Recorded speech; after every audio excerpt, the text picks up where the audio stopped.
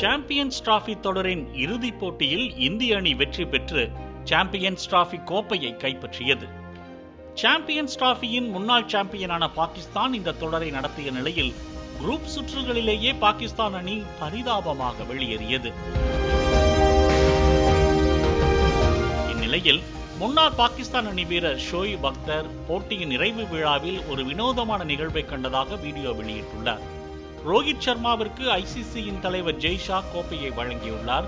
வெற்றி பெற்ற அணியின் வீரர்களுக்கு வெள்ளை நிற கோட் உடையை பிசிசிஐ பிரசிடென்ட் ரோஜர் பின்னி வழங்கினார். மேலும் மேடையில் ஆஸ்திரேலிய அணியின் முன்னாள் வீரர் ஆரன் ஃபின்ச் ஆகியோர் உள்ளனர். ஆனால் தொடரை நடத்தும் பாகிஸ்தான் அணி சார்பில் மேடையில் யாரும் இல்லாதது வருத்தத்தை ஏற்படுத்தியுள்ளதாக ஷோயிப் அக்தர் வீடியோ வெளியிட்டுள்ளார். இந்த லாஜிக்கை என்னால் புரிந்து கொள்ளவே முடியவில்லை.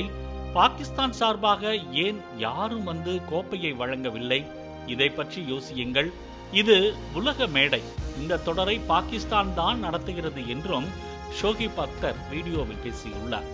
பாகிஸ்தான் கிரிக்கெட் வாரியத்தின் சேர்மன் மொய்சின் நக்வி விழாவிற்கே வராதது ஆச்சரியத்தை ஏற்படுத்தியுள்ளதாகவும் அவர் வீடியோவில் குறிப்பிட்டுள்ளார்.